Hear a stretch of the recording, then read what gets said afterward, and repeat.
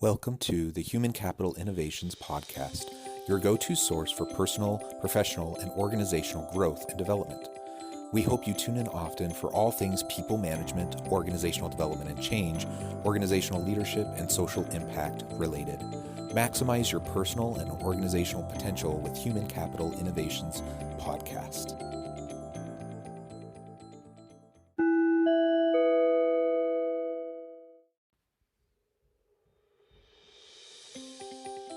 Welcome to the Human Capital Innovations Podcast. In this HCI podcast episode, I talk with Professor Rao about the characteristics of soft leadership and how they can be a game changer for organizational leaders.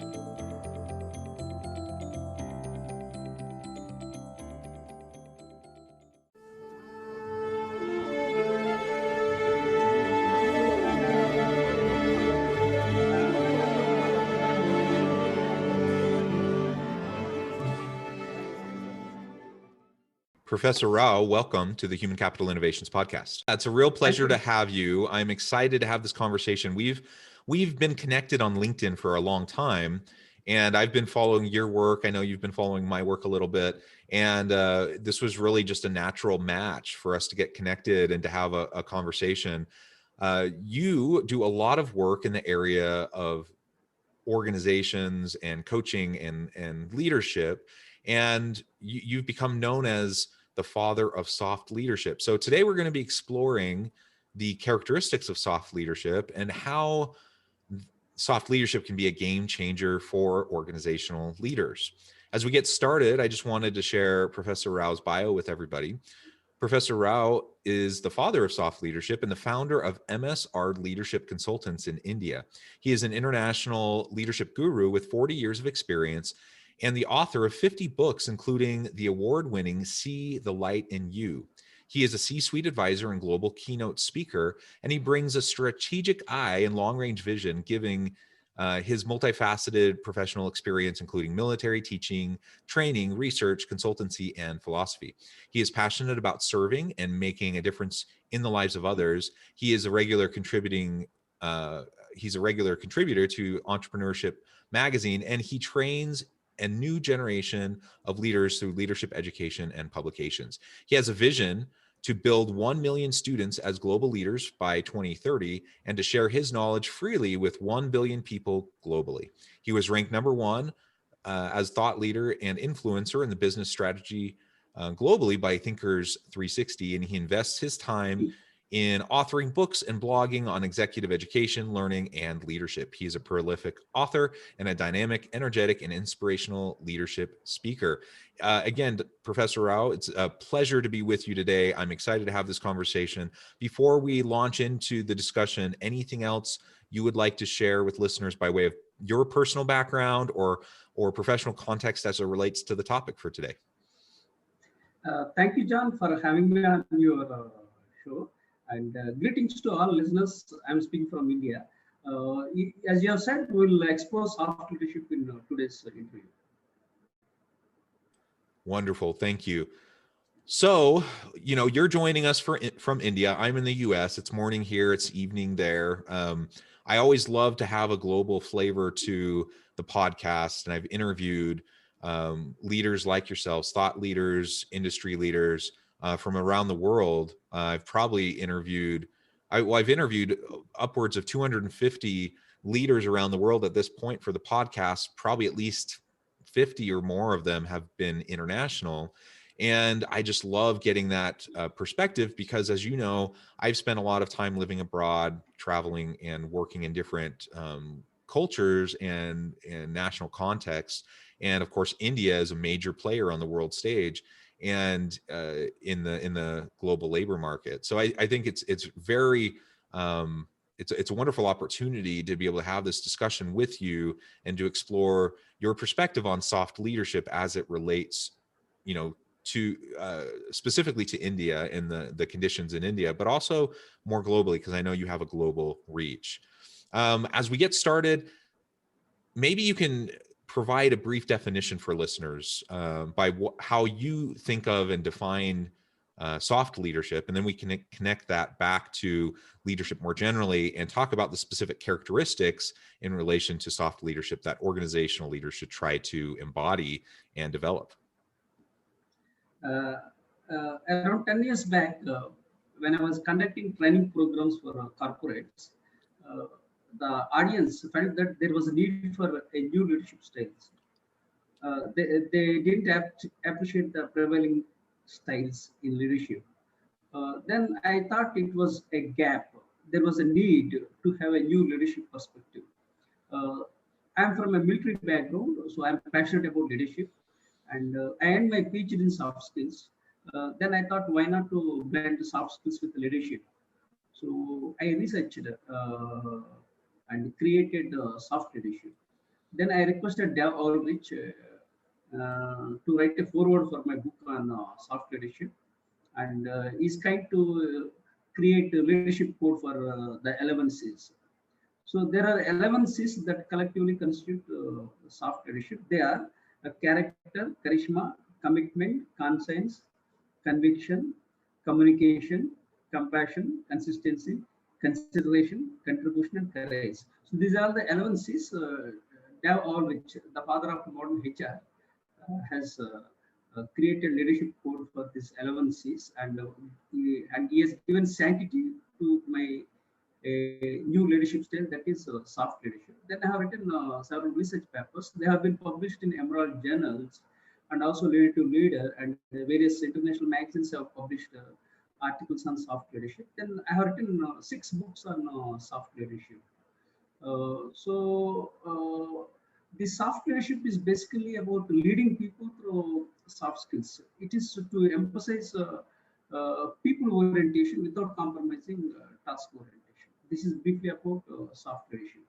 And this soft leadership is different from servant leadership, because in servant leadership, all are servants. But here, soft leadership talks that there are no leaders and followers. It's basically about partnership. This is what is all about soft leadership. So then I started writing more research papers where this concept can be applied. So I have written a couple of articles and even research papers. So this concept can be explored by nations to achieve peace and prosperity. For example, especially some of the countries, they follow hard leadership that leads to a conflict among the nations. So exploring soft leadership by nations helps achieve peace and prosperity. That's one aspect. Then second aspect is the soft leadership can be used by organizations to achieve organizational excellence and effectiveness, because employees prefer to work with colleagues, not with leaders and followers, especially the millennials, who are also known as Generation Y, and the centennials who are going to hit the workplace very soon.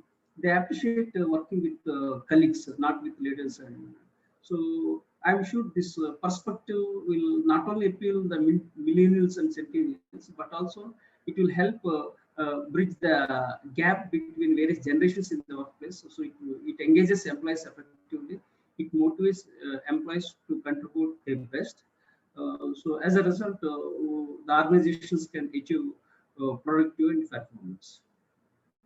Well, thank you for that background, and it's wonderful to hear about your connection with Dave Ulrich.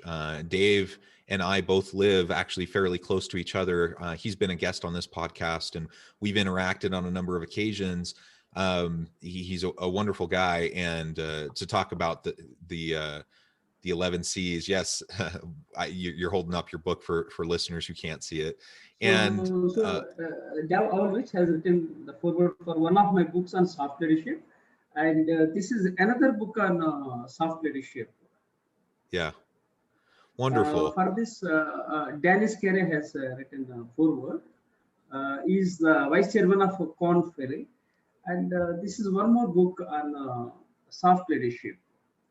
And the latest book on soft leadership is the title Soft Leadership, A New Direction to Leadership, for which Philip Kotler, the father of modern marketing, has written a foreword, and I have dedicated that book to father of modern management, Peter Drucker, because I admire Peter Drucker management. When I joined for MBA, the first person who attracted me was Peter Drucker. So I have dedicated that book to Peter Drucker. So that is the beauty of that book, titled "Soft Leadership: A New Direction to Leadership," which is one of the bestsellers, and it's the recently published book on soft leadership. Yeah, that's wonderful. And I was just saying that it's wonderful to see your connection with all these amazing global thought leaders in the HR and leadership space, such as Dave Ulrich, who I also know, and uh, building upon his framework, for example, around the 11 C's. I think that's excellent. Let's now start to dig in to some of the very specific characteristics that you focus on as you approach soft leadership. And then we'll connect that back to organizational leaders more generally and what we should be trying to do. So you've already talked a little bit about breaking down basically the hierarchy of an organization rather than having levels and you have subordinates and you have leaders, helping everyone to just feel like they're partners and collaborators. They're working together. And I agree. I think millennial and Gen Z workers, they're not so interested in titles and positions and hierarchy. They're more interested in impact and getting things done. And so I think that's a really helpful way to frame it. And it does require a kind of a fundamental shift in the way we view leadership if we're kind of from the old school mentality, and if we worked our entire career to get positions and status and those sorts of things, now to be working with younger employees who don't care about any of that can be a bit startling. So let's talk a little bit more about some of those specific characteristics and how we can start to embody those as leaders. In the sense, what you said, the millennials and centennials, they appreciate working with colleagues, partners. So they don't like the old mentality, what you said, that boss, subordinate, those things, this young generation, especially the millennials and the centennials, don't appreciate.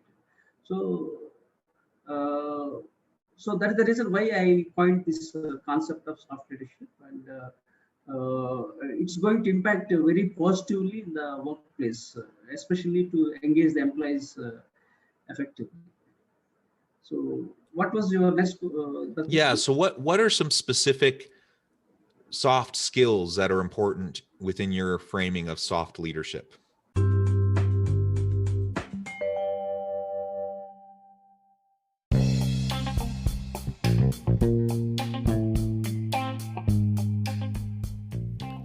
I'm excited to announce the publication of my new book from HCI Press, The Alchemy of Truly Remarkable Leadership: Ordinary, Everyday Actions That Produce Extraordinary Results.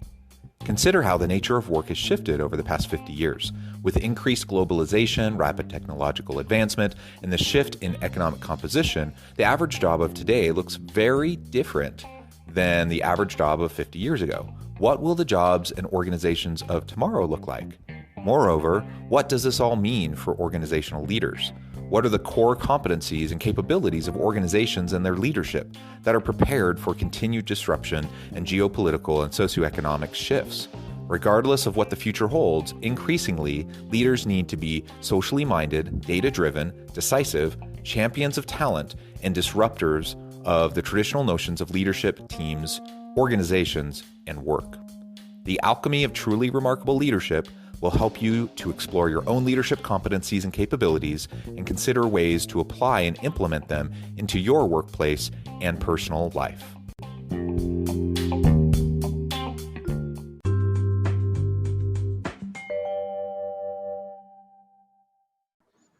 So some of the soft leadership qualities means that persuasion, then communication. So the communication is one of the C's I have already mentioned in the soft leadership, and then again the qualities of conflict resolution, then people skills. And then again, one more say I talked about is compassion. Okay, that's also related to soft skills.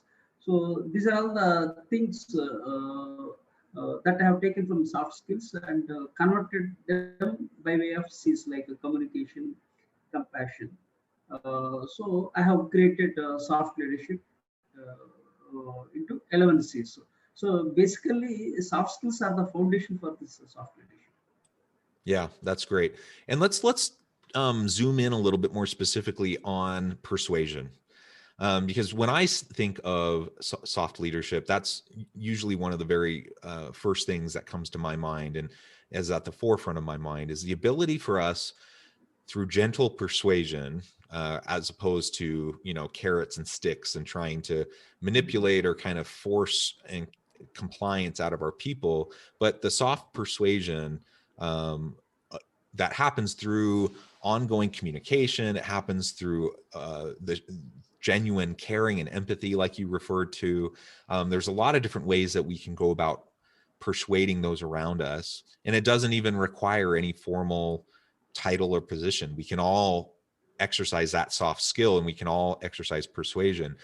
So tell us a little bit more about that persuasive element and how leaders can start to develop that capability as they interact with their people. So as I said, this soft leadership emphasizes people orientation without compromising task orientation. That means there's a myth that these people are the soft leaders are people oriented. They ignore task orientation. That's not that. There's a myth. In fact, the basic idea is to get the tasks done smoothly, successfully through persuasion, right? So it is to adopt people skills to accomplish goals and objectives. That means not to compromise with tasks. That's how it is.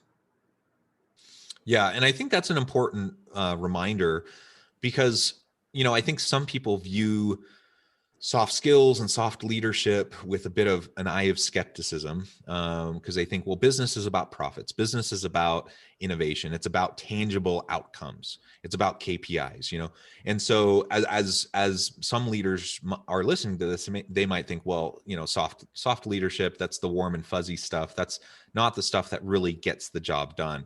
And you're emphasizing that no, it's not sacrificing task orientation. In fact, we have to accomplish the main objectives of the organization. Otherwise, the organization won't exist, and we won't have anyone to employ, and we won't provide our products and service to the market. We won't be able to add value to the market. And so that combining these elements with a task orientation, so we can simultaneously get things done while empowering our people to be their best selves, to get the most out of them. That's ultimately what we're really going for. And that balance can be a little tricky at times. What do you suggest to leaders when you go in consulting and you're trying to help them understand the importance of soft leadership capabilities, but perhaps they're if we think along a spectrum, and maybe they're pretty far over on this end of just thinking about business results versus finding a balance between results orientation as well as empathy, persuasion, and some of those soft skills. How do you help them to understand the importance of that and to start developing those capabilities? See, the point here is very clear. See, the purpose of business is basically for profits. So that doesn't mean that you ignore the people, right? So when leaders keep people before the profit, they'll be able to achieve the organization goals and objectives. That means we need to emphasize on people, purpose, people.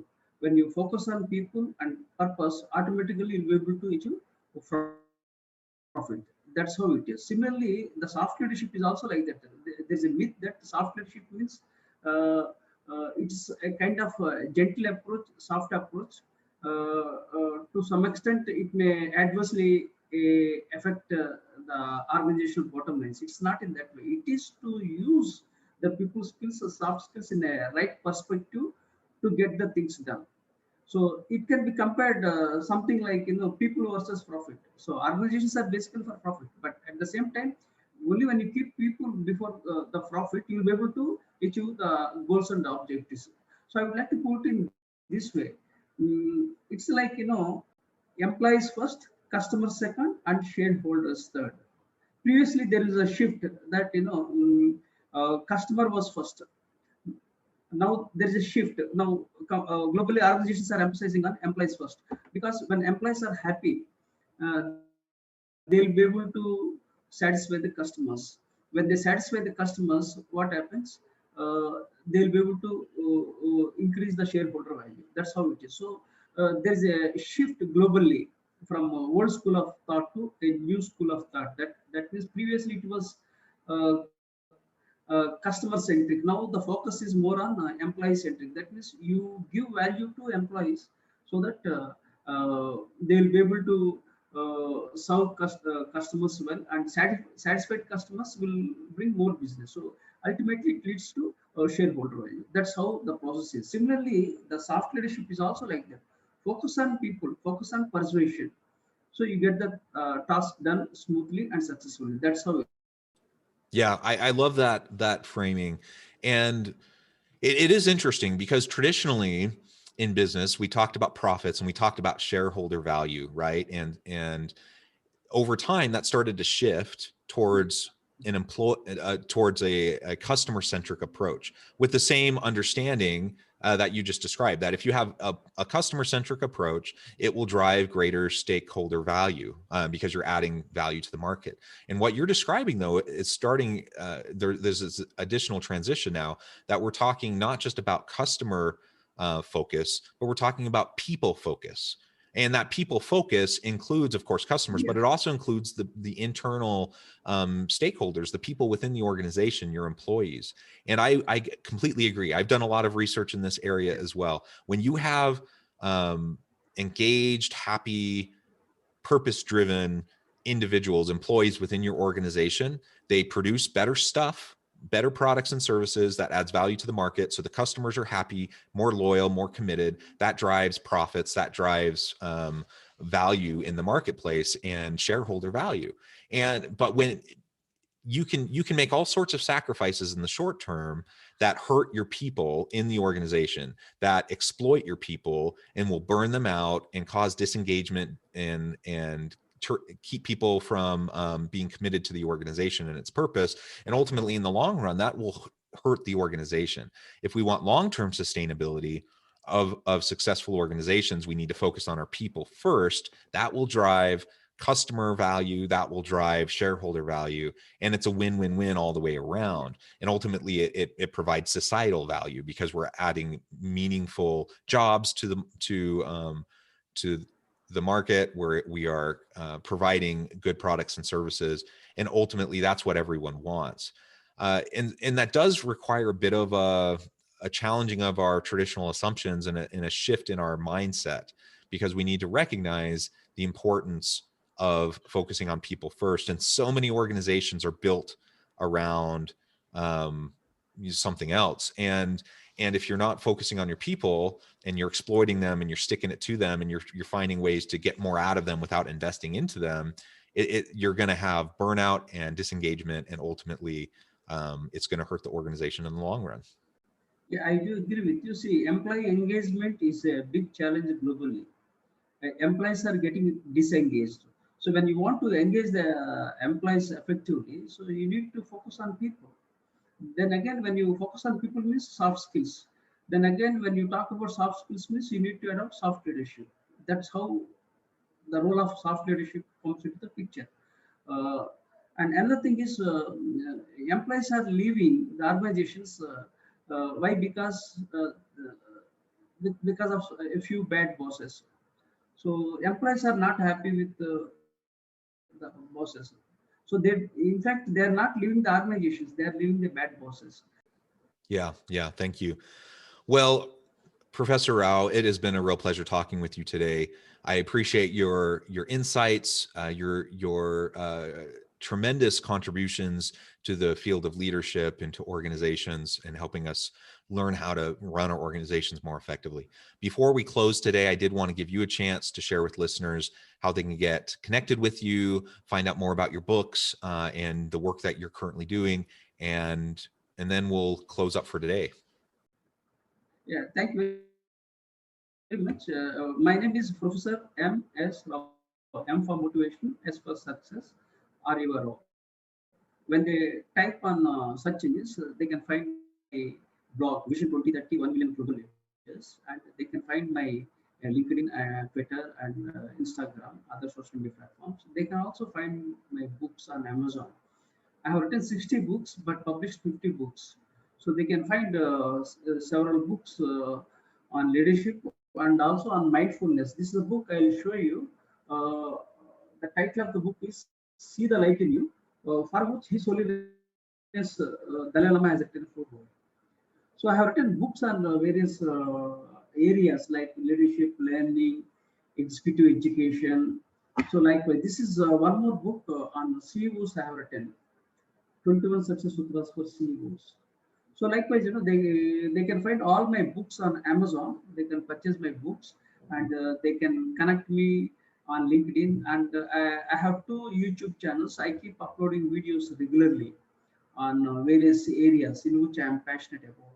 So they can easily get all my social media platforms. Wonderful. Thank you so much. It has been a real pleasure talking with you today. I encourage listeners to reach out, get connected with Professor Rao on LinkedIn, check out his website, check out his books on Amazon. And as always, I hope everyone can stay healthy and safe, that you can find meaning and purpose at work each and every day. And I hope you all have a great week.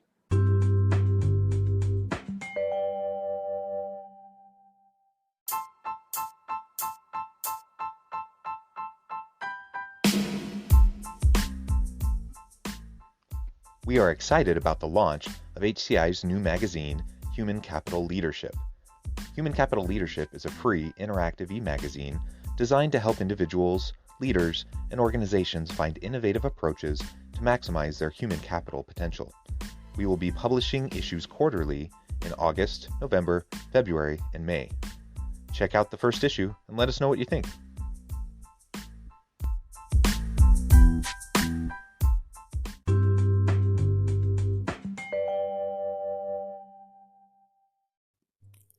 Thanks again for joining us for this episode of the Human Capital Innovations Podcast. I hope you stay healthy and safe and that you have a great week.